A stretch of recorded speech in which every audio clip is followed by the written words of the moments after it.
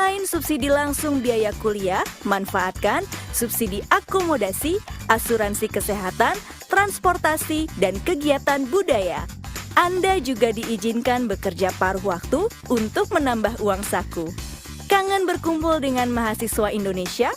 Perhimpunan Pelajar Indonesia di Prancis menyambut Anda di berbagai kota. Setelah lulus, Anda akan bergabung dengan France Alumni Indonesia bersama ratusan ribu alumni Prancis di dunia. Dan pastinya, berbagai kesempatan profesional menunggu Anda. 5 perwakilan kampus France Indonesia siap membantu untuk berkonsultasi mengenai rencana kuliah Anda. Kunjungi www.indonesia.campusfrance.org untuk informasi terkait program studi, beasiswa, cara mendaftar kuliah, dan pengajuan visa pelajar. Jangan lupa ikuti media sosial Kampus France Indonesia dan dapatkan berbagai informasi terkini seputar kuliah di Prancis. Merci, kuliah di luar negeri, pilih Prancis.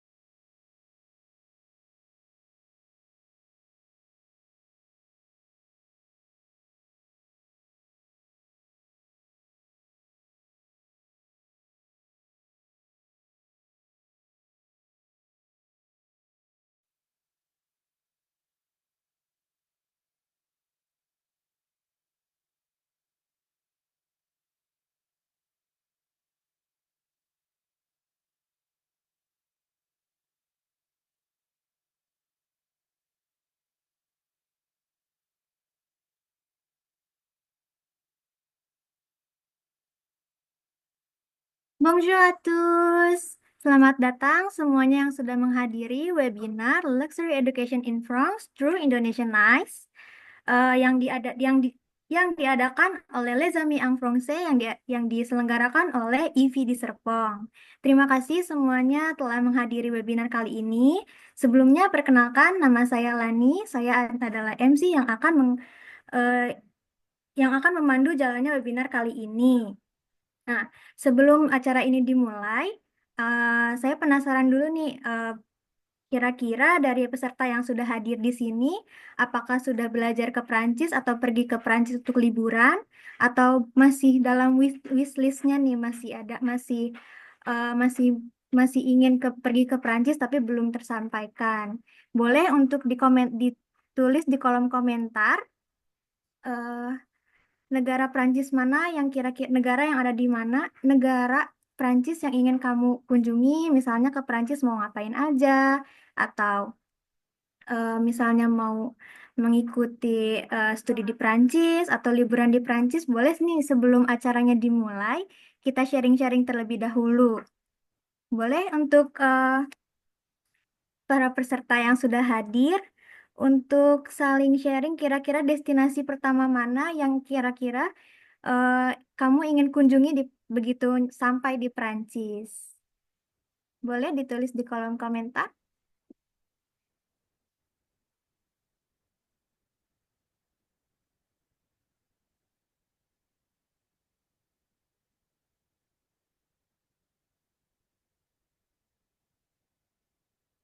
Ada dari Kak Diana Stuti Damanto, katanya ingin pergi ke Paris nih.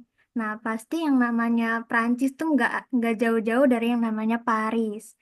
Terus untuk datang juga ke banyak destinasi-destinasi yang terkenal ada di Paris juga. Selain itu juga mungkin banyak destinasi-destinasi lainnya di negara Prancis dan tentunya banyak tujuan yang ingin dituju gitu. Begitu kita sampai di negara Prancis. Nah, semoga suatu saat nanti kita semua bisa datang dan terbang ke Prancis untuk meraih impian serta pengalaman yang berharga di sana. Dan ini juga dari komentar dari Karya Sulastri, katanya ingin pergi ke Paris juga nih. Nah, ternyata emang banyak nih dari orang-orang yang ingin pergi ke Prancis untuk pergi ke Paris gitu ya. Nah, sebelum kita masuk ke sesi utama, Di sini aku juga nggak sendirian. Webinar hari ini juga dihadiri oleh penanggung jawab IVI Serpong, yaitu Madam Merani yang akan memberi sambutan terlebih dahulu. Berikut untuk Madam Merani, silahkan kami persilahkan. Bonjour à tous, bonjour mes amis. Senang sekali hari ini kita bisa adakan acara webinar perdana nih buat LAF atau Les Amis Francophones. Jadi ini adalah klub di mana kita membuat wadah ini untuk teman-teman yang ingin berkomunitas gitu ya, yang ingin saling berdiskusi ataupun saling bertukar pikiran tentang kegemarannya akan bahasa dan budaya Perancis gitu. Jadi hari ini adalah acara pertama di mana kita mengundang narasumber kita yang sudah tidak diragukan lagi, yaitu Kak Winona.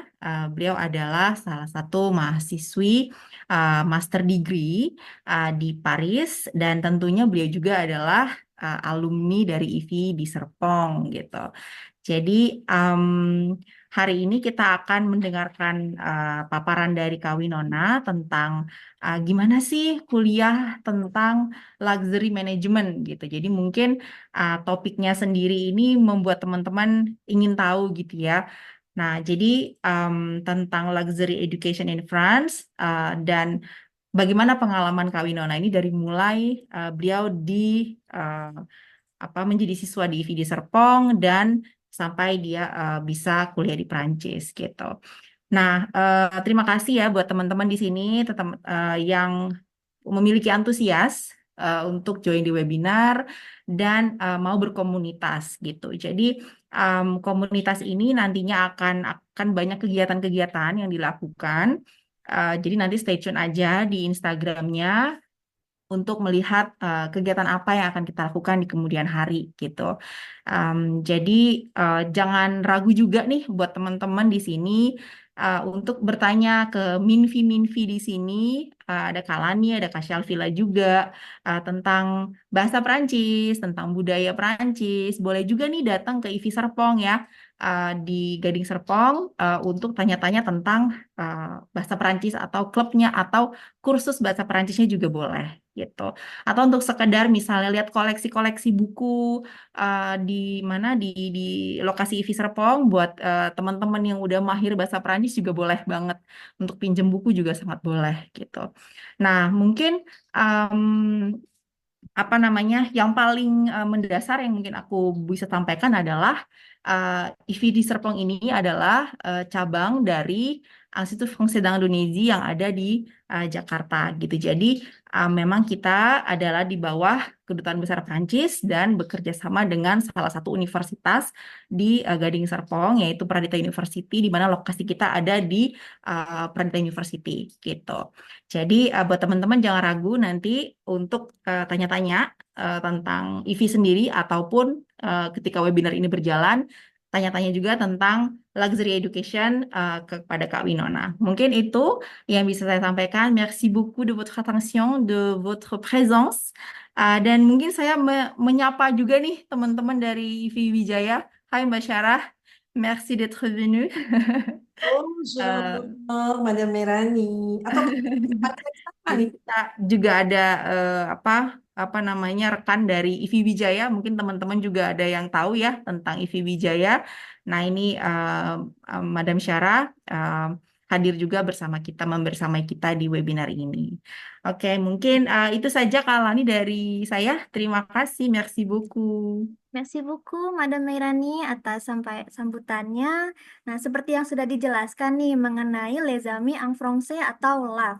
LAF ini adalah klub Frankofon yang dibuat di IVI Serpong bagi orang-orang yang ingin mengetahui mengenai bahasa, budaya Prancis. Terus kami juga menyediakan banyak acara di sini. Ada yang namanya Club de Lecture, ada webinar, seminar, juga sharing-sharing bersama native speaker nantinya. Dan bisa juga saling sharing atas sesama anggota kayak gitu. Nah, melalui kegiatan seperti webinar hari ini, kami juga ingin membuka wawasan lebih banyak dan peluang bagi teman-teman yang tertarik untuk mengikuti webinar kali ini. Dan hari ini juga akan membahas topik yang sangat menarik, yaitu pendidikan di bidang luxury di Prancis yang seperti peserta-peserta sini sudah mengetahui apa tema yang akan dijalankan hari ini. Yang lebih spesialnya lagi, kita ini akan mendengar langsung pengalaman dari Winona, yang ternyata Winona ini juga adalah alumni IVI Serpong di tahun 2022 dengan latar belakang di arsitektur interior dan luxury marketing, serta memiliki pengalaman profesional di Indonesia, Singapura, serta Prancis. Nah, Winona ini menyelesaikan pendidikan S1 di LaSalle College of Arts di Singapura dengan jurusan Interior Arsitektur. Selain itu juga Winona merupakan penerima Bronx Excellence Scholarship Awardee dan Neoma Excellence Scholarship. Nah, tak hanya tidak hanya berprestasi di bidang akademik, Winona juga memiliki pengalaman di bidang industri luxury. Saat ini, Winona juga memiliki pengalaman sebagai mentee di Christian Dior Couture untuk angkatan 2024-2025, dan juga Winona pernah berperan sebagai pengurus di Paris Fashion Week Spring Summer 2025. Nah, hari ini kita akan mendengar langsung perjalanan dari Winona Wijaja, mulai dari belajar bahasa Prancis di IVI Serpong, hingga bisa menempuh pendidikan di luar negeri dan sampai memiliki studi di industri luxury di Prancis. Nah, untuk sebelum sesi ini dimulai, jika ada pertanyaan selama sesi berlangsung, bisa ditulis aja di kolom komentar.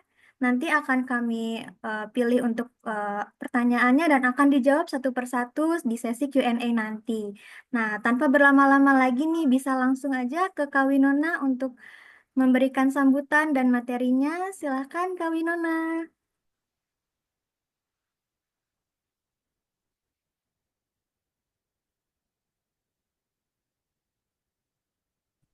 Bonjour à tous. Hai semuanya, nama saya Winona.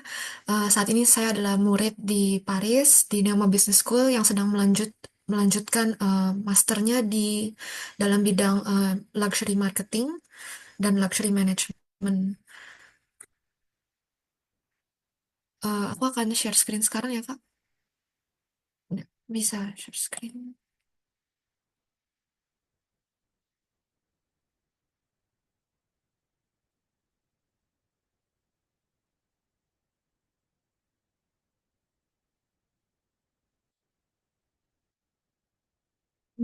Nggak bisa lihat screen saya? Sudah bisa Kak Winona? Oke. Pertama-tama saya ingin berterima kasih sudah telah memberikan kesempatan ini untuk sharing kepada teman-teman semua mengenai pengalaman saya dan juga apa yang sudah saya lakukan selama ini di Paris dan juga bagaimana saya belajar bahasa Prancis juga di IVI Serpong. Tentang aku sebelumnya sudah dibahas juga oleh Kak Lani. Saya adalah alumni IVI Serpong sejak tahun 2022.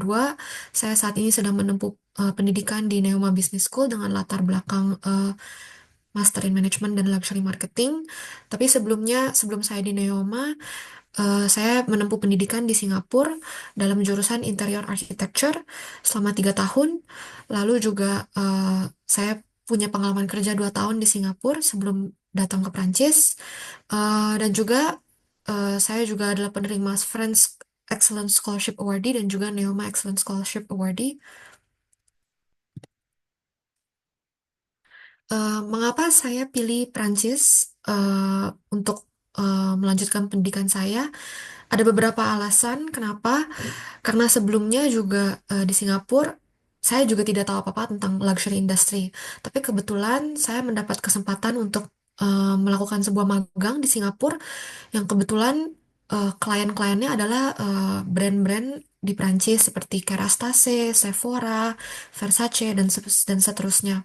Dan kebetulan karena background saya interior architecture, jadi saat magang magang yang saya lakukan di Singapura ini, saya melakukan beberapa desain-desain untuk beberapa display di Singapura. Dan kebetulan tertarik di bidang itu. Yang awalnya tidak tahu apa-apa mengenai bidang ini, saya jadi tertarik sekali dengan bidang ini karena ternyata banyak yang bisa dipelajari ya. Ternyata belajar interior architecture tuh nggak cuma bisa diimplementasi di gedung-gedung ataupun residential, tapi ternyata di bidang luxury pun juga bisa diimplementasikan.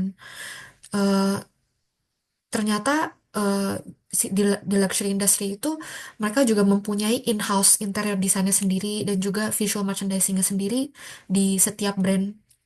Jadi maka itu ini adalah awal mulanya mengapa saya memilih Prancis dan saya berpikir mungkin Prancis adalah tempat yang tepat untuk melakukan karir untuk melanjutkan karir ke depannya.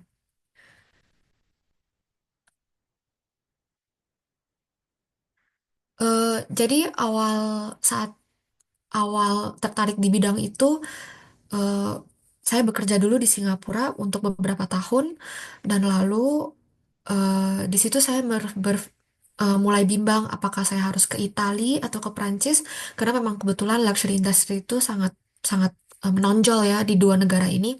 Tapi akhirnya saya berpikir mungkin Prancis adalah pilihan yang tepat untuk membangun karir di luxury industry. Dan setelah itu saya langsung menghubungi IVI Serpong untuk mencari kelas-kelas yang available untuk mulai belajar bahasa Prancis. Dan kebetulan sebelumnya saya tidak pernah belajar bahasa Prancis sama sekali. Jadi saya berpikir mungkin mulai belajar di IVI adalah langkah yang tepat untuk saya. Jadi awal mulainya mulai jadi saat itu saya mulai belajar Prancis dari nol juga, yang awalnya benar-benar awam, tidak mengerti apa-apa dalam bahasa Prancis, tapi eh, saya sangat termotivasi untuk belajar karena memang saya ingin pergi ke Prancis. Jadi saat itu saya menghubungi IVI Serpong dan langsung mendaftarkan diri untuk mengikuti kelas Aang Puang Ang, yaitu benar-benar dari beginner. Di situ saya mulai konsisten belajar bahasa Prancis di IVI Serpong sampai Beang Puang De. Jadi memang saya nggak sampai kelas B2 waktu itu karena memang nggak keburu, tapi eh, sampai belajar level Beang itu pun saya belajar lebih dari setahun, setahun lebih iya. Proses belajar bahasa Prancis di IVI Serpong waktu itu benar-benar dari awal. Jadi memang menurut aku belajar di IVI Serpong ini benar-benar membantu banget ya untuk aku karena memang diajarkan dari awal yang benar-benar dari A B C D sampai Z itu sampai diajarkan bagaimana pronunciation-nya dalam bahasa Prancis, lalu juga penulisan yang benar seperti apa, pengucapan dan aksen. Jadi kebetulan waktu itu saya ikut kelasnya online karena memang eh, waktu itu aku juga sambil kerja di Singapura, jadi memang berpikir mungkin kelas online akan lebih efektif dan mungkin lebih fleksibel juga. Tapi walaupun kelasnya online, tetap sangat membantu aku. Jadi memang aku sangat berterima kasih kepada IVI Serpong karena kok tanpa IVI Serpong aku nggak mungkin belajar bahasa Prancis waktu itu. Di situ juga kami diajarkan untuk latihan pendengaran karena memang waktu itu awal mula belajar bahasa Prancis, profesornya pun juga langsung berkomunikasi dengan kami dalam bahasa Prancis. Waktu itu aku benar-benar nggak ngerti, tapi karena profesornya pun juga berkata memang harus dibiasakan untuk belajar bahasa Prancis dalam latihan pendengaran, pengucapan, dan penulisan. Jadi menurut aku walaupun awal kita nggak ngerti, tapi karena profesornya membiasakan kami untuk mendengar bahasa Prancis, lama-lama itu terbiasa untuk kami gitu. Jadi benar-benar membantu banget sih. Yang awalnya benar-benar aku nggak ngerti. eh, Misalnya kayak ada instruksi untuk eh, mendengarkan audio untuk apa aku nggak ngerti sama sekali, tapi lama-lama aku jadi ngerti, oh ini tuh instruksi latihannya seperti apa, oh ini apa yang harus dilakukan saat kelas gitu. Tantangan dan tips belajar bahasa Prancis tentunya pasti ada tantangan karena menurut aku saat pertama kali aku belajar bahasa Prancis eh, penulisan dan pengucapan itu sangat berbeda ya teman-teman. Jadi waktu itu aku sangat bingung Kayak misal contoh ver, ver. Itu menurut aku sangat sulit ya awal-awal gitu. Tapi ternyata lama-lama kalau sudah mengerti konteksnya, mengerti bagaimana menggunakan kata-kata tersebut, lama-lama kita bisa membedakannya. Dan juga penulisannya. Dan biasanya di akhir kata itu biasanya selalu silent ya hurufnya. Jadi kadang-kadang di situ kita mulai bingung karena memang bahasa Indonesia dan bahasa Prancis agak berbeda ya. Karena kalau bahasa Indonesia kan eh, kata-katanya itu kan yang kita tulis sama dengan pengucapannya. Kalau bahasa Prancis tidak seperti itu. Jadi saat itu tantangan besar buat aku. Lalu menggunakan kosakata Prancis, eh, menurut aku itu juga sangat sulit waktu itu karena memang kosakata di Prancis tuh banyak sekali dan juga kalau di bahasa kami kan tidak ada ya yang namanya feminang maskulang. Tapi di bahasa mereka itu ada dan di situ memang itu harus dihafalkan sih dan itu sangat sulit waktu itu di awal-awal untuk aku karena memang aku nggak pernah belajar bahasa Prancis sebelumnya dan juga em, ini pengalaman pertama aku belajar bahasa Prancis. Lalu berbicara berbicara dalam bahasa Prancis itu juga tantangan yang sangat besar. Walaupun awalnya aku ngerti seperti apa yang harus dikatakan untuk apa yang diucapkan oleh profesor, tapi lama-lama eh, untuk memulai eh, berbicara dalam bahasa Prancis tuh tidak gampang buat aku. Karena waktu itu pun waktu awal aku nyampe di Prancis, itu aku takut banget ngomong bahasa Prancis karena takut salah ya, teman-teman. Jadi waktu itu awal sampai pun di Prancis itu aku nggak bisa ngomong, takut gitu. Walaupun udah belajar sampai B1 pun, tapi susah banget kayak mulai pengucapan ataupun mulai berbicara dalam bahasa Prancis waktu itu. Itu tantangan yang susah buat aku waktu itu. Untuk tipsnya yang aku lakukan waktu itu adalah untuk membedakan kata-kata, biasanya sih aku mulai coba nonton film atau dengar lagu Prancis dan juga aku kebetulan aku tertarik nonton dokumentari-dokumentari di YouTube juga dan aku selalu coba nonton di dalam bahasa Prancis dan juga coba menggunakan subtitle. Jadi di situ eh, di Viserpong pun juga waktu itu kami juga pernah melakukan beberapa latihan menggunakan lagu Prancis dan di situ kami juga harus menebak apa kata-kata yang sesuai dengan lagu tersebut. Di situ pun juga menurut aku sangat melatih. Lalu eh, aku juga menggunakan Duolingo. Ini eh, s- memang Duolingo lebih ke game ya, seperti bisa main game untuk latihan kosakata. Tapi menurut aku sangat melatih sih, karena aku juga belajar banyak kosakata baru lewat Duolingo. Dan kebetulan aku juga sangat rajin menggunakan Duolingo. Jadi aku tetap mempertahankan streaks aku. Kebetulan streaks aku udah 1.000 lebih, karena aku benar-benar tiap hari pakai Duolingo untuk belajar kosakata baru gitu. Dan untuk berbicara dalam bahasa Prancis, aku pakai aplikasi namanya HelloTalk. Di situ ini aplikasi gratis. Jadi di situ aku cari teman-teman yang sudah bisa berbicara bahasa Prancis dan di situ aku berteman dengan orang-orang asing. Di situ kami latihan berbahasa Prancis bersama. Jadi karena aku menggunakan aplikasi ini, lama-lama bahasa Prancis aku mulai lancar karena aku bisa mulai berbicara dengan teman-teman, membahas topik yang macam-macam, topik dari yang topik simple sampai topik yang lebih dalam pun bisa aku bahas dalam bahasa Prancis. Karena memang menurut aku bahasa Prancis tuh perlu dilatih terus ya. Karena memang untuk mencapai level tertentu itu pun juga harus ada latihan yang cukup banyak. Jadi ini sih tantangan dan eh, tips yang aku punya saat ini, yang sudah aku lakukan dan terbukti sangat membantu untuk aku. Pilihan untuk studi di Prancis, seperti yang tadi aku sebutkan, sebelumnya kan aku bimbang ya antara Itali atau Prancis, tapi akhirnya aku memilih Prancis karena memang menurut aku Prancis adalah memang nomor satu di bidang fashion dan luxury, dan kebetulan perusahaan-perusahaan besar pun semua pusatnya di Prancis seperti LVMH, Kering, Richemont, Coty, L'Oreal, Puig, Estée Lauder. Ternyata memang semua headquartersnya pun di sana semua. Eh, dan menurut aku opportunity pun lebih banyak di sana ya dibanding negara lain. Dan untuk internship pun banyak sekali opportunity untuk anak-anak magang, mau anak-anak alternance, apprenticeship itu pun sangat banyak oleh perusahaan-perusahaan besar seperti LVMH, Kering, Richemont, dan seterusnya. Lalu menurut aku networking pun juga sangat bagus di Prancis, terutama di Prancis tuh kan banyak event-event seperti Paris Fashion Week, Mode and Image, banyak sekali event-event yang bisa kami ikut untuk terus bertemu dengan profesional-profesional di bidang luxury pun, dan juga kualitas pendidikan. Aku merasa jika aku pilih Prancis, banyak sekali sekolah fashion, desain, dan bisnis yang adalah top, termasuk top di Eropa dan mempunyai banyak relasi dengan perusahaan.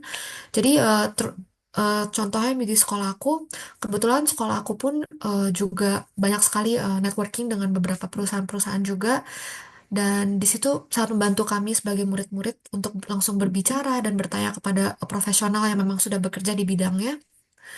Eh, dan kebetulan juga eh, sekolah fashion di Prancis pun juga sangat-sangat terkenal seperti Institut Français de la Mode ataupun ESMOD, Institut Mangaroni, semua sekolah-sekolah yang banyak networking juga dengan fashion dan luxury. Ada pun juga beberapa tantangan sebagai mahasiswa untuk mahasiswa di Indonesia, yaitu satu, bahasa yang pasti. Ternyata bahasa Prancis itu tidak hanya digunakan untuk untuk berbicara dengan teman ataupun kayak dengan guru ya, tapi ternyata untuk administrasi itu juga sangat diperlukan teman-teman. Kayak contohnya waktu itu bikin bank, eh, ketemu dokter, bikin visa, itu pun semua menggunakan bahasa Prancis. Ada yang bisa bahasa Inggris, tapi waktu itu aku, karena awalnya kan aku di kota kecil dulu, itu semua berbahasa Prancis, jadi kebetulan karena aku sudah pernah belajar bahasa Prancis, jadi itu sangat membantu sih. Apalagi bikin visa bank ini kan sangat diperlukan ya di awal-awal nyampai di Prancis. Jadi memang bahasa Prancis sangat penting sih. Untuk adaptasi, banyak perbedaan dan gaya hidup ya teman-teman di sini. Contohnya misalnya hari hari Minggu di Prancis tuh semua tutup. Jadi waktu itu biasanya aku harus siap-siap dulu hari Sabtu, eh, belanja eh, belanja keseharian dulu karena biasanya hari hari Minggu semua tutup. Jadi benar-benar berbeda sekali dengan di Indonesia. Di Indonesia kan semua masih buka ya, mau Sabtu, Minggu, sampai malam pun masih buka. Tapi kalau di negara Prancis, kayak seperti McDonald's pun, McDonald's tuh cuma buka sampai jam 2 pagi. Kalau di Indonesia kan 24 jam ya. Kalau di sini tuh ada waktu tertentu mereka tutup gitu. Cuaca pun juga sangat berbeda di sini, jadi harus adaptasi. Jadi di sini sekarang pakaian aku udah tebel-tebel. Belanjanya juga jaket terus, pakai sweater terus, karena memang di sini dingin. Pergaulan dan cara berbicara pun juga berbeda.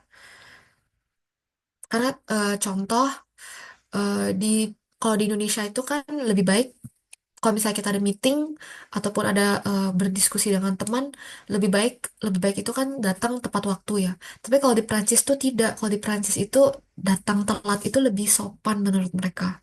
Jadi di situ agak bingung sih awalnya kayak, oh ternyata culture-nya berbeda ya dengan negara kami dan negara mereka gitu. Lalu untuk tantangan tantangan terakhir menurut aku adalah formulir administrasi. Sebenarnya di Prancis itu banyak sekali keuntungan untuk murid-murid ya di sini. Contohnya banyak sekali diskon-diskon untuk murid. Ada juga bantuan dari pemerintah seperti pembayaran housing gitu. Itu sangat-sangat membantu untuk murid-murid. Murid internasional pun juga bisa dapat eh, uang dari pemerintah untuk membantu membayar eh, tempat tinggal gitu. Tapi memang mengurusnya itu sangat banyak sekali urusannya karena memang harus banyak formulir yang diisi, pembukaan rekening bank juga banyak sekali formulirnya. Itu pun juga awalnya sangat ribet ya teman-teman. Tapi memang habis itu setelah sudah menyelesaikan semua langkah itu semua akan lebih gampang ke depannya. Memang Contohnya seperti CAF. CAF itu adalah housing assistance di Prancis. Awalnya juga aku nunggu lama, seperti beberapa bulan, sekitar 3-4 bulan nunggu. Tapi seterusnya kalau sudah di dalam sistemnya, itu sangat gampang sekali untuk memproses yang berikut-berikutnya. Karena memang semua orang sih pengen ya dapat CAF, karena CAF itu sangat membantu untuk membayar tempat tinggal, dibantu oleh pemerintah di sini.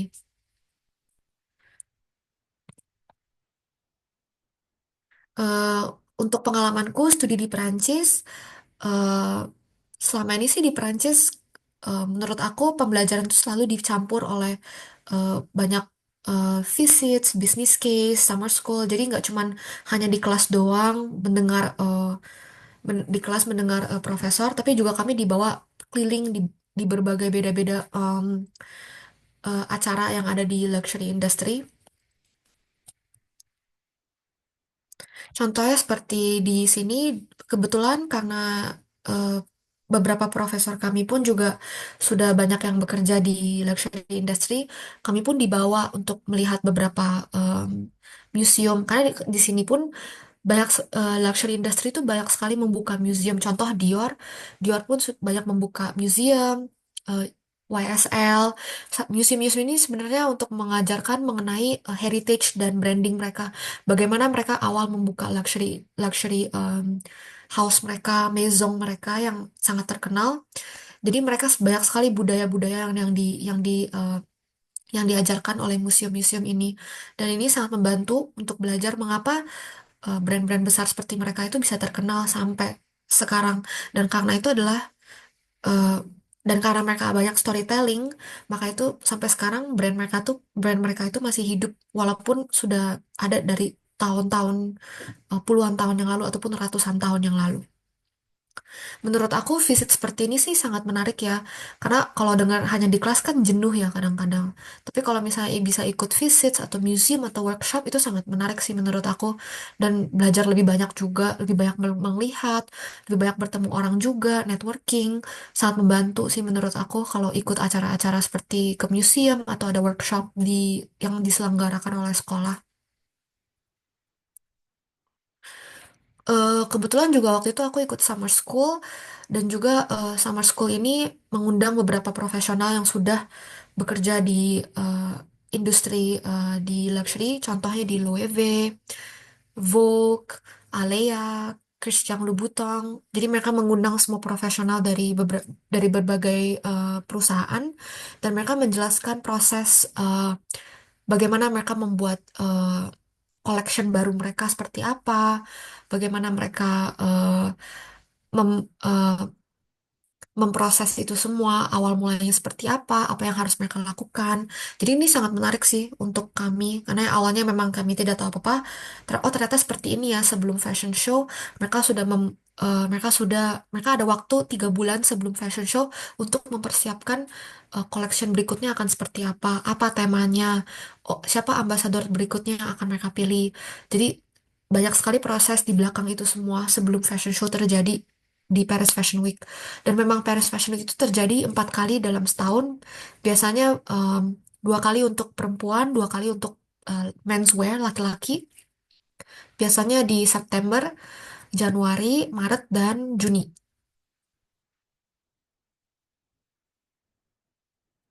Lalu untuk business case, karena aku belajar di business school, luxury marketing dan management, kebetulan untuk tahun ini sekolah aku bekerja sama dengan Boucheron dan La Prairie.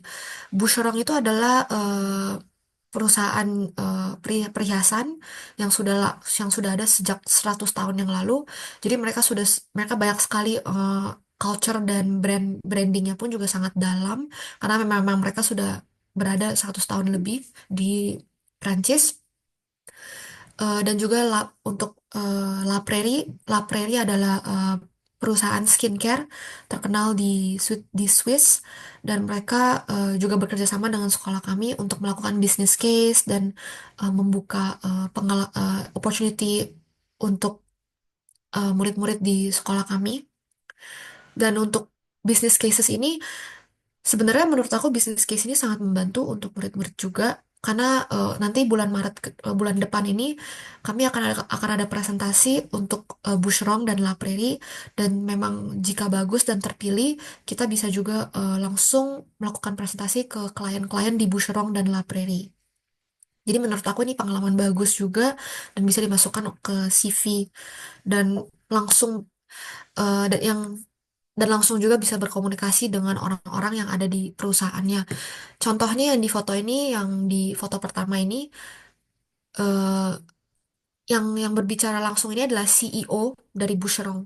Jadi CEO Boucheron ini langsung datang dan melakukan presentasi ke kami semua murid-murid di Neoma.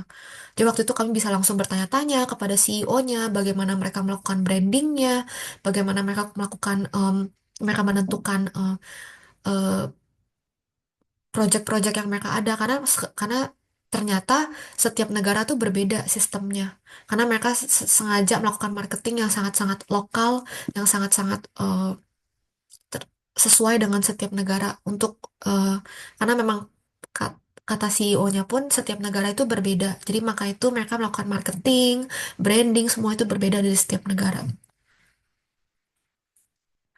Kalau untuk pengalamanku di luxury industry, eh, kebetulan aku juga lumayan aktif di beberapa organisasi juga saat ini, di sekolah pun juga. Contohnya di sekolah, eh, walaupun di sekolahku business school, tapi di business school pun juga banyak organisasi yang berhubungan dengan fashion dan luxury. Dan kebetulan waktu itu aku terpilih karena memang organisasi ini sangat terkenal. Jadi awalnya ada beberapa tahap-tahap interview dulu untuk kalau ingin masuk ke organisasi ini, karena kebetulan mereka juga mencari orang-orang yang benar-benar tertarik dan bisa bekerja di bidang ini. Dan waktu itu aku terpilih eh, untuk bergabung di organisasi ini. Dan waktu itu aku terpilih menjadi pengurus di communication dalam member komunikasinya. Jadi waktu itu aku mengurus semua promosi dan konten-konten di Instagram waktu itu. Dan memang waktu itu eh, untuk Fashion dan Luxury Organization ini, setiap tahun mereka selalu menyelenggarakan fashion show. Dan fashion show ini mereka mengundang orang-orang fashion designer ataupun jurnalis yang ada di Paris. Mereka mengundang. eh, jadi kami pun juga bisa langsung berkomunikasi dengan mereka. Jadi di sini pun waktu itu banyak sekali proses-proses yang terlibat, dan aku pun juga belajar banyak sih di sini, karena ini pun juga bisa masuk portfolio dan juga masuk ke pengalaman aku, walaupun ini adalah volunteer tapi menurut aku ini sangat-sangat bermanfaat. Untuk keduanya, kebetulan waktu itu aku daftar Women at Dior Mentorship dan terpilih dari dua perempuan Indonesia yang terpilih, karena memang program ini adalah program internasional yang ada sejak tahun 2017 dan sudah menghubungkan dari 2000 perempuan muda di seluruh dunia. Dan kebetulan setiap tahun itu mereka memilih sekitar 100 sampai 200 perempuan dari seluruh dunia. Em, dan setiap tahun mereka selalu ada menyelenggarakan mentorship ini. Dan menurut aku mentorship ini sangat luar biasa sih, karena networkingnya benar-benar luar biasa. Dan setiap tahun pun juga kami mengadakan acara conference. Di situ kami bertemu dengan wanita-wanita lain juga yang terpilih sebagai mentee, dan kami pun juga langsung bertemu dengan CEO dari Christian Dior, lalu juga ketemu kreatif direktornya Christian Dior, yaitu Maria Grazia Chiuri. Dia yang selama ini melakukan semua desain-desain, memilih brand ambassador seperti Jisoo dari Blackpink, dan semuanya adalah Maria Grazia Chiuri, karena dia adalah um, mastermind dari semua Christian Dior Couture untuk women's wear. Dan kebetulan juga uh, Maria Grazia Chiuri adalah kreatif director pertama yang adalah perempuan di Christian Dior, dan dia adalah orang yang memulai program Women at Dior ini, karena dia adalah seorang feminis. Eh, jadi untuk program ini menurut aku sangat luar biasa, dan juga kami kebetulan untuk angkatan aku waktu itu sekitar ada 200-300 orang perempuan yang terpilih, dan setiap perempuan mendapatkan satu mentor dari Dior. Jadi benar-benar mentor ini dicocokkan dengan kami, dengan background kami seperti apa, eh eh, ke depannya karir kami seperti apa. Jadi benar-benar dicocokkan. Dan kebetulan waktu itu, karena background aku arsitek interior, aku dicocokkan dengan satu orang, satu senior di Dior yang sudah bekerja 12 tahun di Dior, dan dia adalah store Europe planner. Jadi dia yang mengurus semua opening store di seluruh Eropa. Karena memang dia adalah backgroundnya juga arsitek, dan makanya itu juga kami dicocokkan untuk menjadi mentor dan mentee. Dan selama ini juga mentor aku sangat membantu aku sih untuk mengetahui ke depannya karir aku mau seperti apa, eh, untuk ke depannya mau apa yang harus aku lakukan untuk mencapai goals aku. Sama ini mentor aku sangat membantu dan kami sering bertemu untuk bertukar pikiran dan seperti apa ke depannya apa yang harus dilakukan. Jadi menurut aku untuk program ini untuk masuk ke dunia luxury itu sangat-sangat bagus sih menurut aku.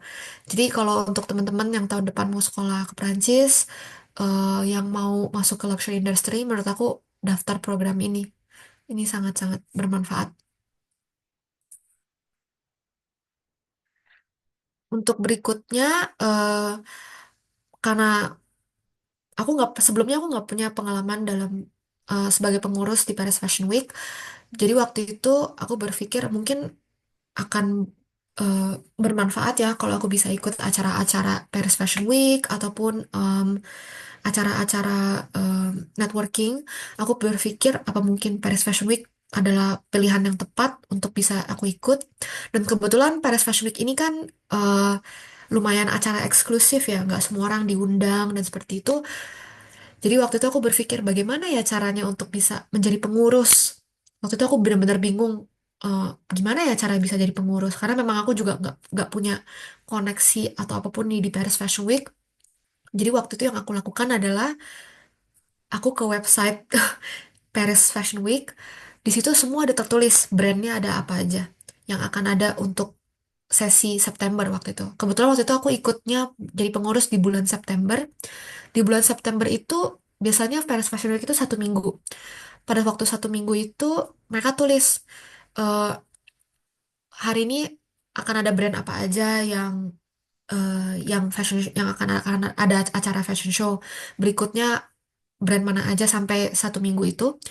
Di situ aku cari satu-satu email mereka satu-satu aku cari, aku kirim email CV satu-satu ke semua brand itu. Satu-satu aku kirim. Di situ aku tanya apakah mereka sedang mencari seorang volunteer atau mereka sedang mencari seseorang untuk bantu-bantu. Dan kebetulan ada beberapa brand yang balik ke aku bilang mereka juga memang lagi mencari volunteer dan mereka bersedia untuk eh, memberikan aku opportunity untuk melakukan volunteer di brand mereka. Jadi menurut aku walaupun acara ini eksklusif, tapi kalau teman-teman bisa cari tahu caranya gimana, pasti bisa dapet masuk kok ke acaranya. Walaupun itu sebagai pengurus, volunteer atau apapun itu pasti ada caranya. Jadi waktu itu kebetulan brandnya waktu itu yang aku bantu menjadi pengurus itu adalah Wayne Santo. Wayne Santo adalah brand baru juga sih yang masih awal-awal terkenal. Dan kebetulan brand ini juga eh, desainernya dulunya sebelumnya adalah apprentice dari Jean-Paul Gaultier, yaitu juga fashion designer yang sangat terkenal. Dan saat dia menjadi menjadi asistennya Jean-Paul Gaultier, dia membuka sendiri brand dia sendiri yaitu Wayne Santo.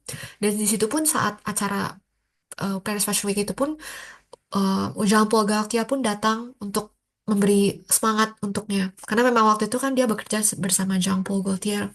Di situ pun juga ada beberapa jurnalis terkenal seperti Loïc Prigent yang datang dan juga beberapa artis-artis Prancis yang datang ataupun influencer-influencer di Prancis. Di situ kami pun mm, mendapatkan banyak networking dan banyak wawasan sih untuk bertemu dengan orang-orang hebat yang ada di Paris Fashion Week. Lalu juga aku setelah Paris Fashion Week itu pun biasanya baju-baju itu kan juga dijual ya di showroom. Jadi sehabis Fashion Week fashion show-nya pun aku juga masih membantu di acara-acara showroom di acara-acara showroomnya. Di situ sih aku membantu untuk eh, membantu model-model membantu merias model, memakaikan baju untuk model. eh, di situ banyak banget sih pengalaman yang aku belajar dan juga bertemu dengan beberapa desainer-desainer lain seperti Self Portrait, Susan Fang, eh, Yuhan Wang, Caroline Hu, Donde Esteban. Di situ pun juga semua desainernya pun datang di showroom dan mereka melakukan dan mereka di situ berbicara dengan klien-klien mereka. Di situ kami pun juga membantu untuk bertemu dengan klien, bertemu dengan model-model, bagaimana untuk eh, eh, bisa menjual baju-bajunya tersebut. Karena memang Paris Fashion Week itu kan hanya Fashion Week-nya ya. Di situ kan yang diperlihatkan itu hanyalah the magic of it. Tapi kalau sudah di showroom assistant itu lebih ke bisnisnya sih. Bagaimana klien-klien membeli barangnya, bagaimana desainer-desainer berhubungan dengan klien-klien mereka di situ. Menurut aku, semua yang aku lakukan saat ini adalah pelajaran yang sangat-sangat berharga sih. Dalam pertumbuhan profesional, pengembangan pribadi, jaringan profesional. Menurut aku semua ini sangat-sangat membantu dan aku tidak dan aku sangat eh, rekomen merekomen teman-teman juga untuk melakukan yang sama.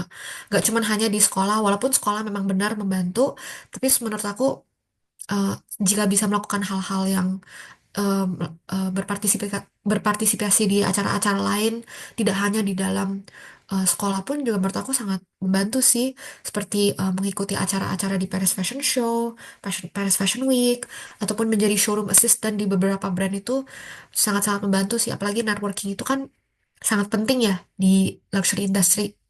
Karena memang networking itu adalah segalanya dan memang kalau sudah punya networkingnya akan lebih gampang untuk masuk lagi ke dalam luxury industry. Lalu juga pengembangan pribadi yang aku lakukan adalah aku mengikuti beberapa summer school juga. Menurut aku summer school itu eh, yang awalnya aku berpikir ini akan membantu nggak ya? Tapi ternyata aku bertemu dengan banyak sekali orang-orang hebat saat summer school pun. Jadi waktu itu aku tidak eh, regret ya sama sekali untuk mengikuti acara-acara seperti ini. Dan juga program Women at Dior ini aku sangat bersyukur bisa terpilih menjadi salah satu mentee. Dan di situ aku bisa membangun karir, membangun hubungan juga dengan mentor aku dan bertemu dengan perempuan-perempuan lain juga yang mempunyai misi dan visi yang sama di bidang luxury industry. Menurut aku selama ini sih tidak ada regret satupun sih untuk aku. Ini adalah satu quote yang aku suka dari Estée Lauder. I didn't get here by dreaming or thinking about it. I got here by doing it. Jadi teman-teman yang ingin belajar yang ingin belajar atau menempuh pendidikan di Prancis pasti bisa. Yang penting ada motivasinya. Yang penting terus melakukan riset-riset ke depannya mau seperti apa yang mau dilakukan. Semua ada planningnya. Pasti bisa, pasti tercapai. Karena yang awalnya aku tidak ada pengalaman sama sekalipun, aku bisa melakukan itu semua dalam waktu yang sangat pendek menurut aku dari tahun 2023 sampai tahun sekarang bahkan tidak belum nyampe 2 tahun tapi aku sudah mengikuti banyak sekali uh, acara-acara dan mendapatkan semua kesempatan ini. Jadi menurut aku semua ini bisa dilakukan. Terima kasih. Oke, baik. Merci buku Kak Winona atas materinya dan pengalamannya yang sangat insightful banget nih. Pastinya gak banyak juga yang kayak orang-orang kayak belum tahu kalau misalnya di Prancis itu bagaimana sih cara jalannya luxury industry itu kayak gimana di Prancis. Kita sekarang jadi tahu nih bagaimana cara jalannya luxury industry, terus juga bagaimana caranya studi di sana, terus juga pengalaman-pengalaman yang sudah dilewati yang sangat keren banget pastinya. Terus juga di komentar nih udah banyak yang antusias banget dengan materinya dari Kak Winona, dengan banyaknya pertanyaan-pertanyaan dari Sobat IVI yang udah berkomentar di tanya-tanya. Nah, mungkin kita bisa langsung ke sesi Q&A aja ya Kak ya untuk kita. Mm-mm. Oh, oke. Apakah suaranya terdengar? Ya,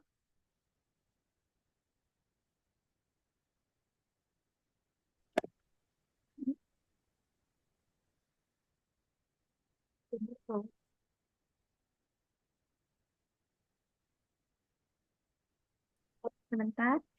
Iya.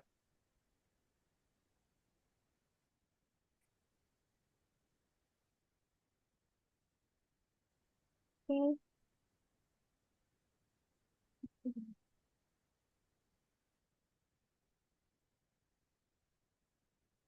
Mohon maaf sebentar ya. Mm-mm.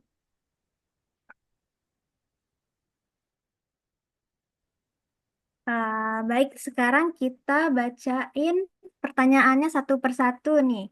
Iya. Yang pertama itu dari Kak Eva.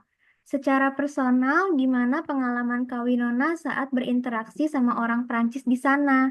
Contohnya, apakah mereka gampang buat diajak kenalan? Nah, boleh untuk dijawab Kak Winona untuk pertanyaan Eh, dari... Selama ini sih untuk aku semua baik ya. Aku nggak ada pengalaman buruk sama mereka. Mereka juga ternyata terbuka sekali untuk kenalan sama orang internasional. Kalau untuk aku sih, aku banyak waktu itu yang pertama, yang waktu itu aku takut itu yang waktu aku ikut organisasi itu sih, organisasi yang luxury itu kan semuanya orang Prancis ya. Itu aku takut sih nggak di-accept karena kan kebetulan juga waktu itu bahasa aku belum terlalu lancar.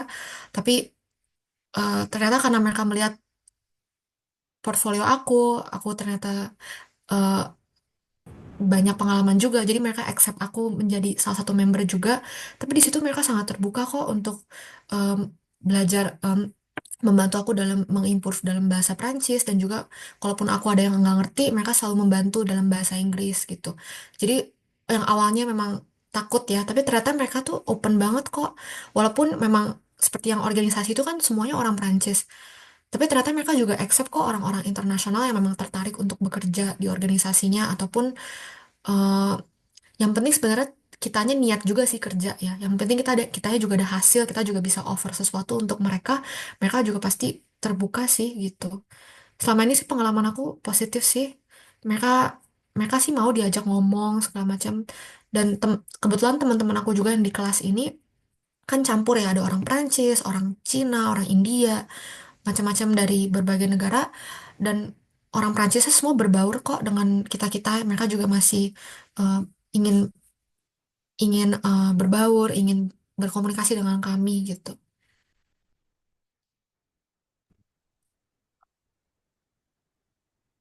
Untuk pertanyaan selanjutnya ya, Kak. Iya, boleh. Oke, sekarang kita lanjut. Dari Kak Eva, apakah ada yang ingin ditanyakan kembali? Atau sudah cukup untuk jawabannya? Baik, sambil menunggu nih, nah, kata Kak Eva sudah siap, sudah Oke. cukup untuk jawabannya. Nah, mungkin kita lanjut ke pertanyaan dari Kak Dinda. Kak Iya. Winona pertama dengar France Excellence Scholarship. Dari mana, Kak? Dan Kakak persiapin apa aja? Ada yang Hmm. unexpected nggak, Kak, selama Kakak menjalani proses persiapan scholarship-nya?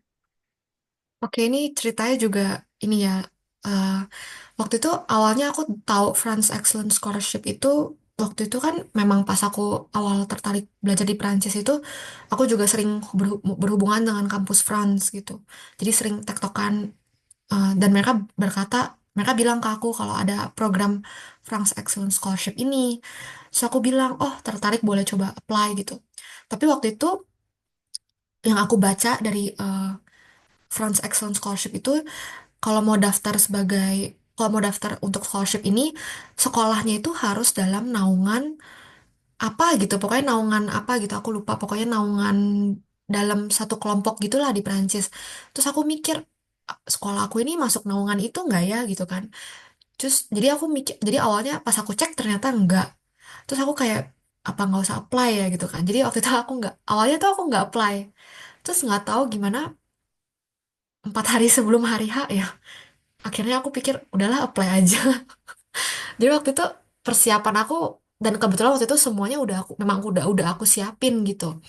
Eh, Waktu itu aku siapin IELTS, CV, eh, semua waktu itu nilai transkrip dari universitas sebelumnya itu aku udah siapin semua dan memang waktu itu kan universitas aku sebelumnya kan pakai bahasa Inggris ya jadi memang aku udah nggak perlu translate segala macam jadi aku tinggal pakai yang udah ada aja gitu karena memang udah pakai bahasa Inggris terus juga bikin motivation letter ya kayak kenapa aku tertarik untuk apply France Excellence Scholarship, kenapa kedepannya planning aku seperti apa ya tujuan aku ke depannya.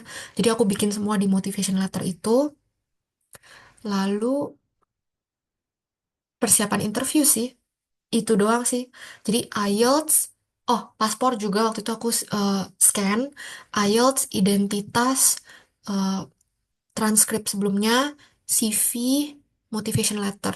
Itu sih itu aja waktu itu yang aku siapin. Baik. Untuk Kak Dinda, apakah jawabannya sudah cukup atau masih ada yang mau ditanyakan mengenai French Excellence Scholarship-nya?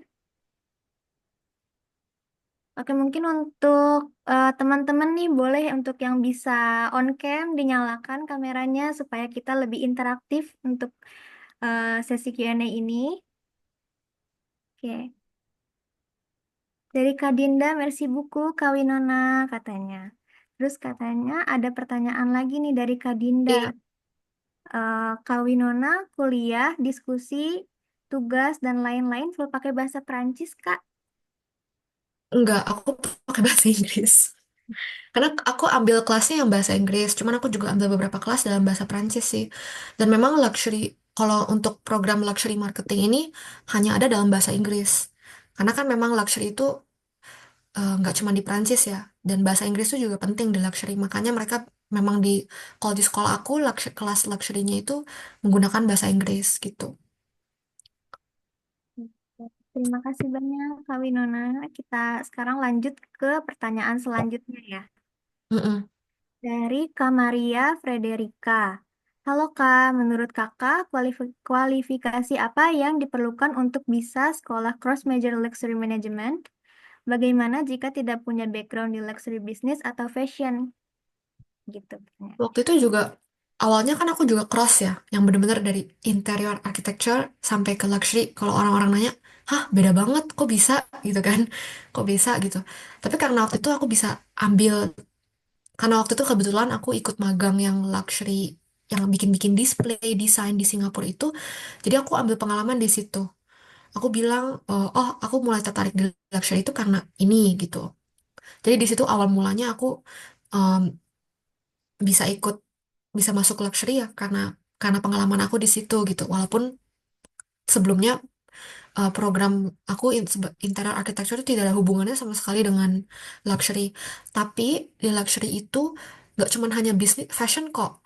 Kayak contoh di LVMH, mereka tuh cari banyak banget intern kayak anak-anak magang di bidang finance, di bidang data analytics, marketing, management, operation, supply chain.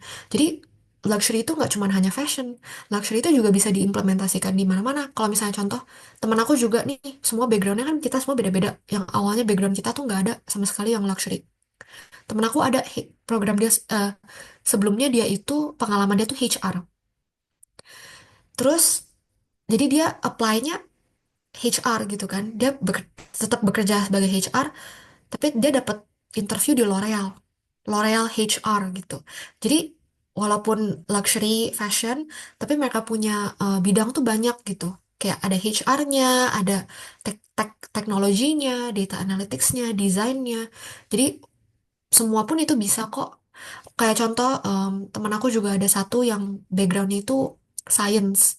Dia itu chemical. Awalnya dia belajar chemistry gitu. Tapi dia lanjut lagi luxury karena dia bilang dia mau bikin skincare. Jadi dia bisa bekerja di bidang skincare yang luxury. Contoh kayak gerlang atau parfumnya. Kan semua itu chemistry kan. Bikin parfum atau bikin skincare di gerlang, La Prairie, semua. Itu kan butuh scientist juga kan. Butuh chemistry-nya juga. Jadi mau background apapun itu bisa kok diimplementasikan gitu. Jadi dalam luxury business ini sangat luas ya, Kak. Sangat luas, iya. Dari bagian manapun juga bisa masuk di luxury Bisa, business. bisa masuk bagian manapun. Iya, dari Kak Maria Frederica, apakah ada yang ingin ditanyakan kembali? Saya Sufi, merci, Kak Winona. Ibu Sampi. Oke, ada komentar nih Kak dari Kak Valencia. Keren sekali Kak, katanya. Keren banget nih. Iya. Terus juga ada nih pertanyaan dari Kak Oktavia Ayunda Puspa Asri.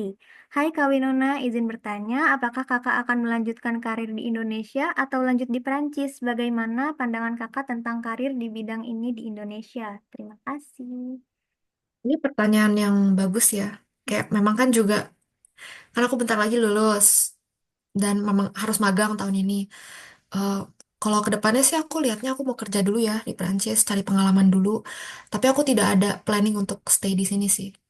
Karena menurut aku culture kita sangat berbeda dan juga di sini kan menurut aku orang sini sangat santai ya. Dibanding kita orang Asia, orang Asia kan lebih bersemangat kerja gitu kan, lebih kerja sampai malam pun juga masih bisa gitu. Tapi kalau mereka mereka tuh sangat pelit dengan waktu. Mereka tuh tidak gimana ya, kalau misalnya waktu selesai jam 6 mereka selesai, mereka nggak mau kerja lagi. Kalau kita kan orang Asia, kalau aku ya waktu itu, aku pun juga waktu itu kerja di Singapura, aku sampai malam pun kerja itu aku masih nggak apa-apa gitu, aku rela gitu. Tapi kalau mereka enggak, jadi makanya aku sih planning mau balik nanti ke Indonesia setelah sudah mendapatkan pengalaman yang banyak gitu. Kalau untuk karir di bidang ini, menurut aku bidang bidang luxury itu, ya luxury itu memang biasanya kan orang tahu oh mahal gitu ya. Tapi luxury itu menurut aku nggak akan mati sih. Karena itu eksklusif. Contoh Hermes gitu, brand Hermes. Brand Hermes itu setiap tahun tuh selalu naik salesnya. Tahun ini mereka naik sales 14%. Kenapa mereka naik 14%? Karena mereka maintain exclusivity itu. Jadi exclusivity itu tuh nggak akan mati dan orang terus akan mencari apa eh, akan terus tertantang. Oh, kalau misalnya nggak bisa beli barang ini, saya akan cari cara untuk beli barang ini, bagaimana caranya. Karena memang marketing mereka pun juga pintar.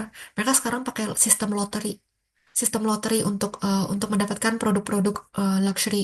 Jadi menurut aku kedepannya pun eh, luxury ini nggak akan mati sih, maupun di negara manapun. Dan juga kalau dari hasil penelitian, kedepannya luxury itu akan sangat maju di Asia Pasifik. Di Asia. Jadi sekarang banyak sekali brand-brand Prancis pun itu brand ambassador tuh orang Asia. Karena mereka sudah mulai eh, mencari klien-kliennya orang Asia gitu.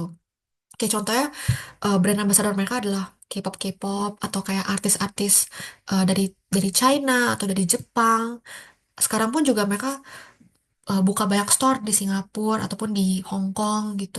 Karena mereka ingin mencari ini terus klien-klien di Asia gitu. Jadi nggak, menurut aku ke depannya terutama di Asia akan maju sih. Oke, baik. Terima kasih Kak Winona untuk jawabannya. Untuk Kak Oktavia, apakah ada yang masih ingin ditanyakan pada Kak Winona?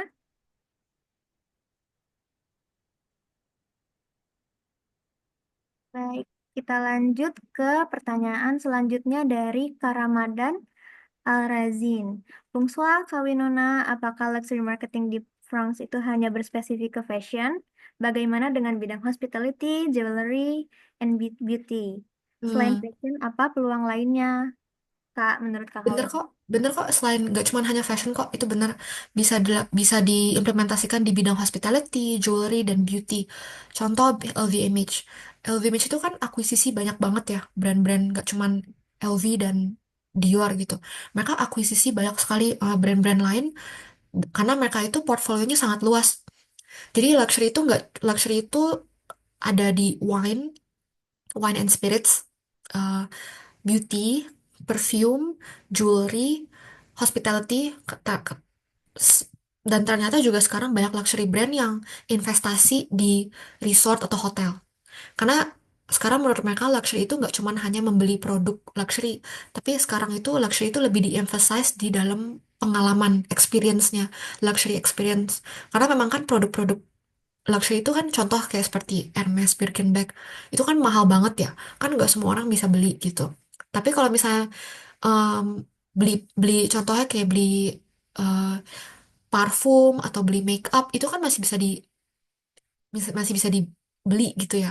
Jadi luxury itu nggak cuma hanya di fashion gitu. Beauty pun bisa diimplementasikan. Di resort pun kayak resort atau hotel itu juga sangat berguna gitu. Jadi hotel-hotel yang ada di Paris itu pun juga semua luxury gitu. Itu semua ada hubungannya dengan luxury management, luxury marketing gitu. Oke, baik untuk Kak Ramadan. Berikut untuk jawaban dari Kak Winona. Adakah yang ingin ditanyakan kembali mungkin mengenai luxury marketing di Prancis?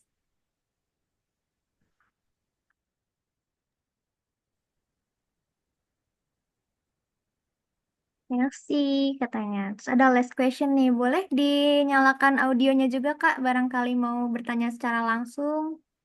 Oke, langsung aja ya biar nggak Nah, biar boleh. nggak ini.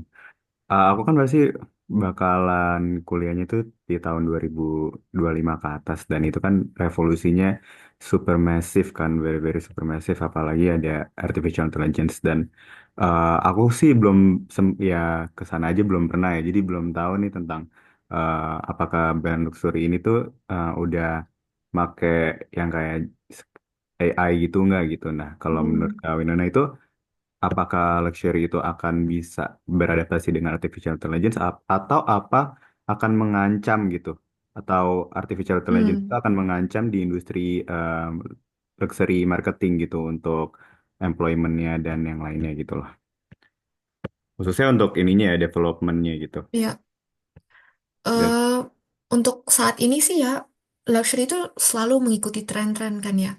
Kayak contoh mereka pakai AI, VR itu semua sudah diimplementasikan. Contoh mereka juga sudah mulai mengimplementasikan kayak AI, AR gitu-gitu tuh di fashion show mereka. Juga kayak contohnya, kalau nggak salah brand ada kayak contoh L'Oreal gitu ya. L'Oreal juga sekarang udah pakai kayak AI, AR gitu untuk scanning tentang misalnya contoh tipe kulitnya seperti apa, eh, nanti yang cocok makeupnya untuk seperti apa, pakai AI, AR tuh udah banyak kok. Juga lah, terus juga ada brand kalau nggak salah Balenciaga ya atau brand apa gitu aku lupa. Mereka pakai sistem AR, AI juga VR gitu untuk mencoba pakaian.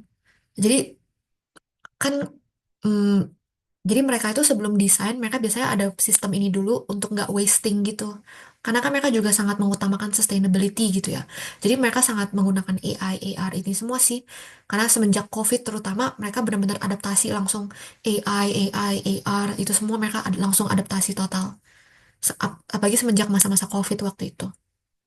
Jadi menurut aku nggak akan mengancam sih. Yang ada menurut aku akan sangat bermanfaat untuk di luxury industry. Dan juga AI AR ini semua sangat diminati oleh luxury justru. Kalau misalnya ada anak magang atau anak yang atau ada yang baru lulus kuliah mau kerja di luxury, mereka sangat-sangat terbuka sih, mereka sangat-sangat accept. Justru mereka sedang mencari yang seperti ini, gitu.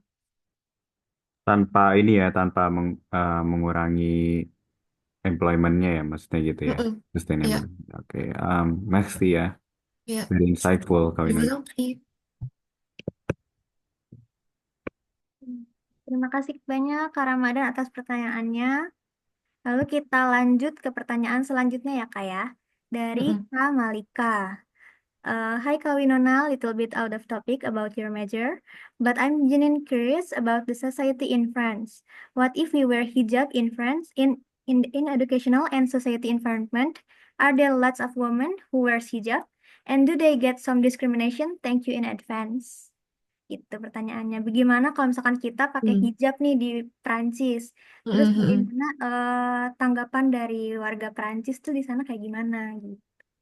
Boleh dijawab, Kak Winona? Bisa. Kebetulan waktu itu kan aku di Rangs dulu ya, kayak beberapa bulan gitu. Di Rangs itu banyak yang pakai hijab. Dan biasa aja kok orang kayak oh ya udah gitu, mereka lewat-lewat aja. Dan juga agama di Perancis tuh kan aslinya agamanya kan Katolik Kristen ya. Tapi sehabis Katolik Kristen yang terbesar itu Islam kok. Jadi memang banyak banyak orang Islam juga di Perancis gitu.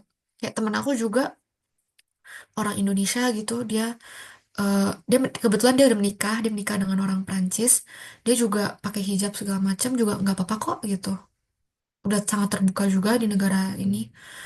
Em, di waktu itu yang organisasi yang aku sebut itu juga banyak kok yang pakai hijab di organisasi itu, yang organisasi fashion and luxury itu, dan semua juga nggak apa-apa kok gitu. Jadi Dan sama ini dari pengalaman aku ya, gitu. Tapi nggak tahu dari pengalaman orang lain. Tapi kalau dari pengalaman aku selama ini positif. tuh, jangan takut agamanya apapun. Kalau misalnya kita ingin meraih impian kita, jangan takut. Benar. Tuh, terus lanjut dari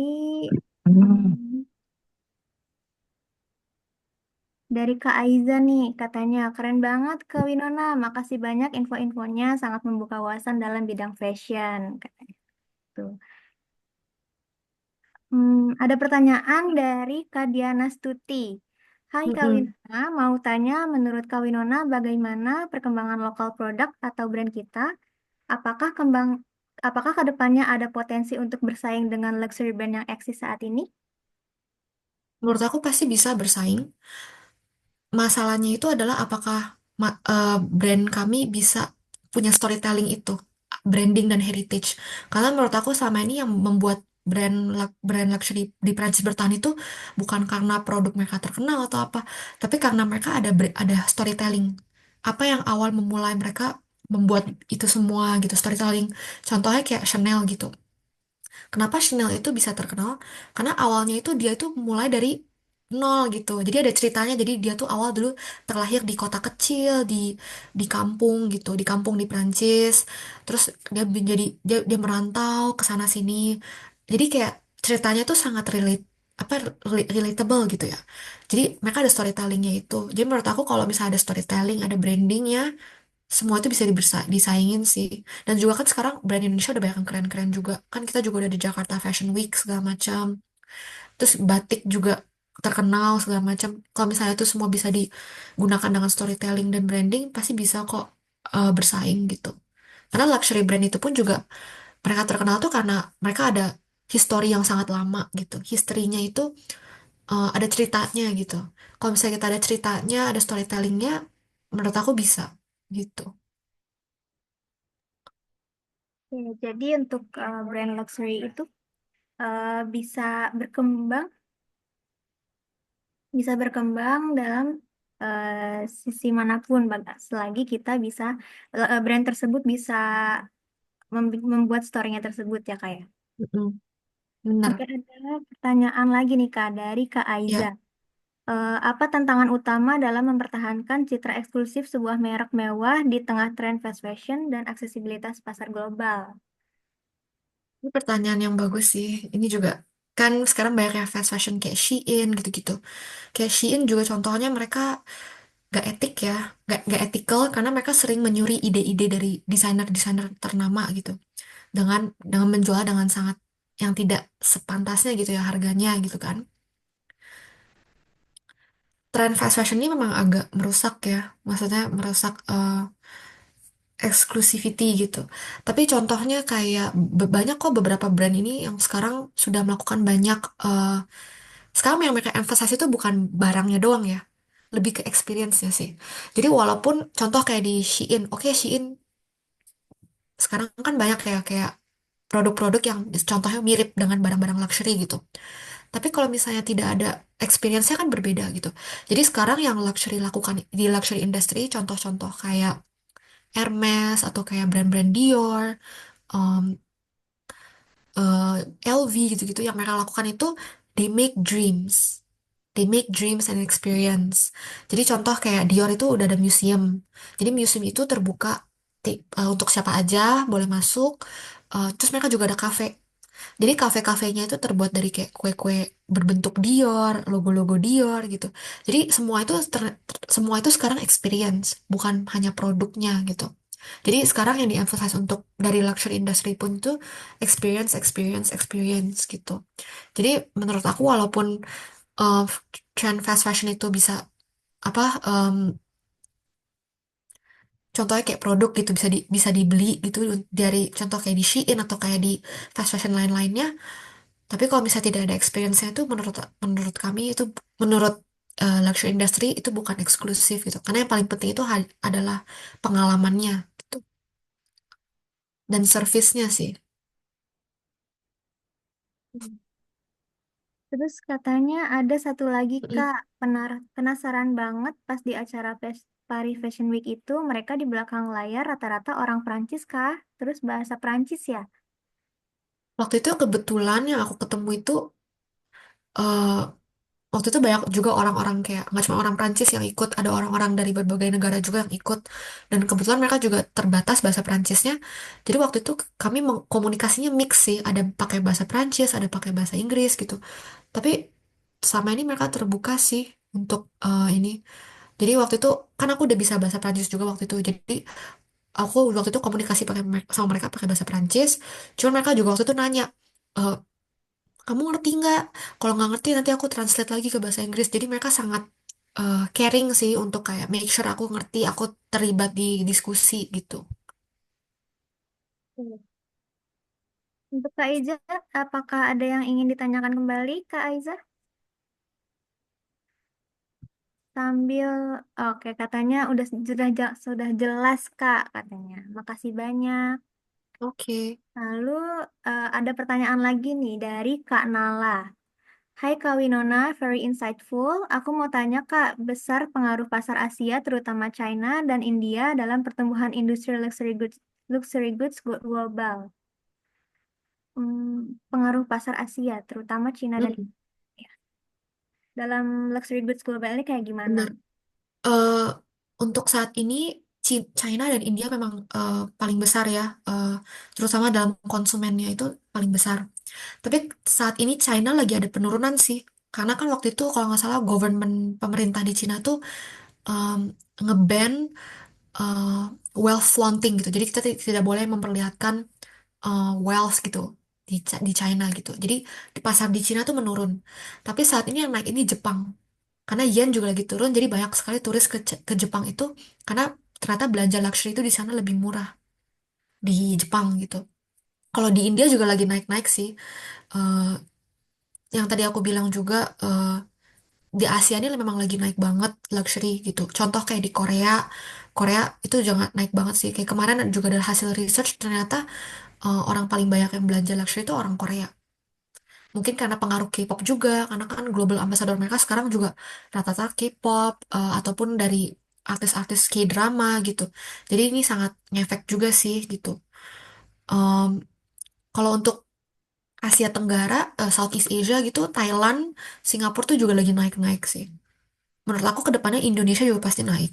Kayak kemarin juga brand Loewe, waktu itu aku sama saudaraku ke brand Loewe, ternyata di sana mereka nanya, kalian orang mana? Kalian dari mana gitu. Pas kita bilang orang Indonesia, mereka bilang, wah banyak ya orang Indonesia, Loewe banyak banget orang Indonesia yang belanja. Jadi ternyata pasar pasar Asia tuh kuat banget gitu. Dan mereka bilang orang Indonesia ternyata banyak banget yang belanja gitu. Ya, jadi dari Asia dan Perancis juga ternyata di sana juga banyak dari Asia yang untuk Banyak orang Asia. Kayak contoh di sini Galeri Lafayette atau Le Bon Marché itu kayak department store-nya yang belanja rata-rata orang Asia. Asia sama Arab sekarang, banyak orang Arab juga. Orang Middle East. baik. Kita lanjut ke dua pertanyaan terakhir kali ya Kak, karena Ya, waktu sudah mau eh, selesai. Lalu lanjut dari Kak Sheryl. Kak, iya. bagaimana culture fashion industry di Paris? Apakah kompetisi antar merek sangat terlihat atau saling sikut? Ini pertanyaan bagus juga. Karena memang fashion industry itu sangat kompetitif ya. Karena kan banyak ya yang mau kerja di bidang ini gitu. Jadi mereka sangat kompetitif sih, terutama untuk kayak orang-orang yang mau masuk gitu ya. Itu pun juga sangat kompetitif. Jadi ya kalau saling sikut sih, kalau antar brand sih enggak ya. Antar brand sih enggak. Tapi lebih ke kayak sesama temen gitu ya. Kayak misalnya sesama employee, kayak colleague gitu. Mungkin mereka bukan saling sikut ya, lebih ke kompetisi. Nanti siapa yang akan naik promotion untuk seperti itu. Gitu sih. Yang aku dengar juga, kan aku belum pernah kerja ya. Aku ada beberapa teman juga yang udah kerja di, temen aku ada satu orang Indonesia, dia udah kerja di Rimowa. Rimowa itu brand, eh, apa ya, brand koper. Brand koper di LVMH. Dan dia bilang kalau untuk kantor dia sih nggak toksik. Karena kebetulan bos dia baik.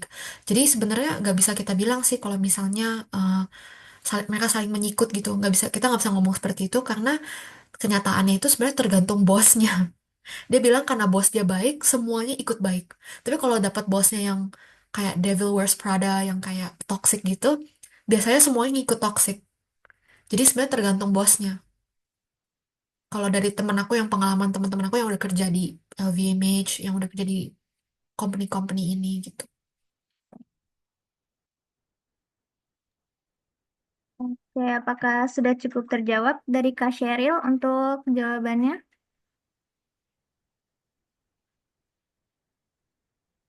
Dan terakhir, Oke, sudah Kak. Thank terima you, kasih merci banyak. Je vous en beaucoup. prie. Oke, ternyata sudah selesai nih Kak. Untuk pertanyaannya sudah sampai. Untuk pertanyaan Kak Sheryl ini sebagai pertanyaan terakhir dari Oke. sesi webinar kali ini. Nah, untuk para teman-teman nih Sobat IVI yang sudah mengikuti webinar kali ini, bagaimana untuk webinar hari ini? Apakah sangat insightful dan bagaimana eh dari Sobat IVI webinarnya kira-kira ada masukan untuk topik untuk webinar selanjutnya? Bisa dikomen untuk komentarnya dengan untuk feedback dari webinar kali ini ya.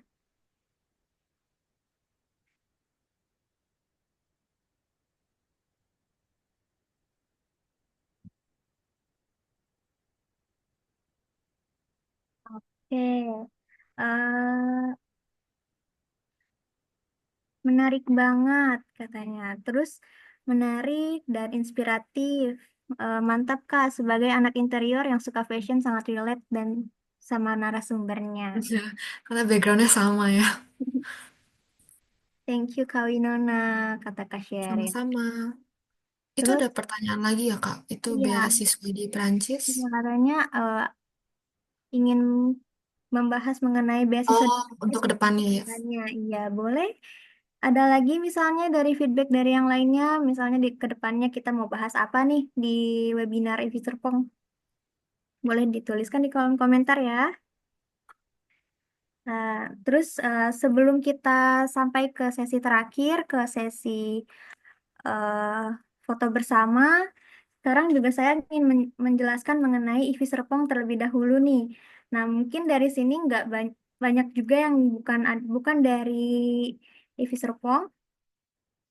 Lalu sebelumnya terima kasih banyak Kak Winona untuk materi yang sudah disampaikan hari ini. Sangat insightful banget, sangat terbuka untuk eh, insight mengenai luxury industry. Katanya juga dari Kak Octavia nih. Inspiratif, motivatif sekali. Trop magnifique. Merci beaucoup. Je vous en prie. Oke, kita lanjut ke sesi selanjutnya ya Kak. Terima kasih banyak. Kita lanjut ke sesi selanjutnya yaitu pengenalan dari Ivi Serpong dulu sebelum kita sampai ke sesi terakhir. Eh, izinkan untuk share screen terlebih dahulu ya.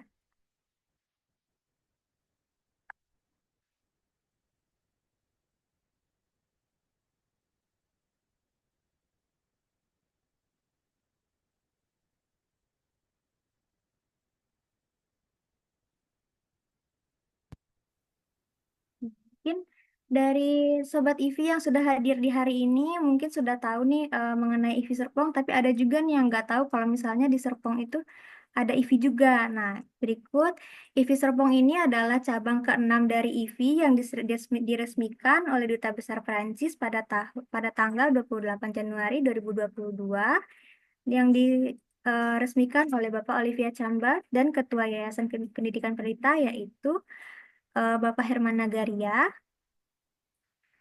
Berikut juga untuk layanan kursus bahasa Perancis nih, barangkali Sobat Ivi atau teman-teman misalnya mau mengikuti jejaknya dari Kak Winona untuk pergi ke Perancis juga nih. Nah, mungkin bisa mengikuti bahasa Perancis, les bahasa Perancis di Ivi Serpong, yang kami juga menyediakan bahasa Perancis umum untuk anak, remaja, maupun juga untuk publik. Nah, berikut untuk level programnya kita menyediakan semua level program dari A1, A2, B1, B2, dan mungkin bisa juga melanjutkan ke C1 dan C2. Nah, juga berikut untuk layanan dan fasilitas yang bisa kami sediakan, kita juga ada yang namanya kelas demo nih Kak. kelas ada kelas demo, placement test, kampus forum misalnya mau bertanya mengenai beasiswa Perancis untuk pergi ke Perancis, ada juga perpustakaan IVI Serpong, lokasi belajar yang nyaman, serta kita juga bisa mengarahkan untuk sertifikasi DELF dan DAL. Gitu. Nah, berikut untuk 4 keterampilan berbahasa yang mungkin yang akan dipelajari di kelas saat mengikuti kelas di IVI Serpong. Ada ada keterampilan dalam berbahasa membaca, menulis, berbicara, dan mendengar. Yang pastinya teman-teman bakal paham banget nih mengenai bahasa Perancis dengan belajar di IVI Serpong. Nah, berikut untuk informasinya bisa di scan untuk scan QR di layar berikut untuk informasi selanjutnya atau bisa hubungi IVI Serpong di Instagram maupun di WhatsApp berikut. Oke. eh, Bagi teman-teman yang belum mengisi absensi, bisa mengisi absensinya untuk mendapatkan e-sertifikatnya ya. Ada juga nih dari Kak Eva. Terima kasih, sukses terus karirnya Kak Winona. Masih banyak juga nih yang berterima kasih kepada Kak Winona karena hari ini sangat Vous en prie. sangat Semoga sangat bermanfaat. bermanfaat. Baik, sebagai untuk sesi terakhir nih, sekarang kita sesi foto bersama. Boleh untuk teman-teman yang bisa menyalakan kameranya, kita nyalakan kameranya terlebih dahulu untuk kita foto bersama-sama.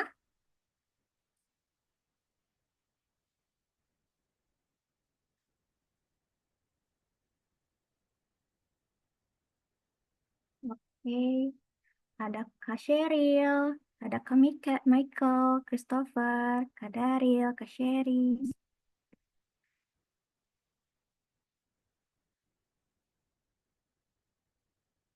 Oke, yang lainnya apakah bisa on cam atau cukup? Kita mulai untuk sesi fotonya ya. Ya, saya un, deux, trois.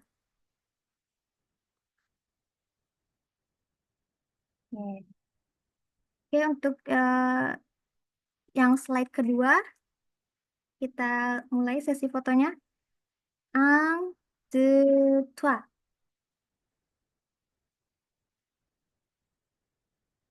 Oke, merci beaucoup. Terima kasih semuanya telah menyempatkan waktunya untuk mengikuti webinar kali ini dan ditunggu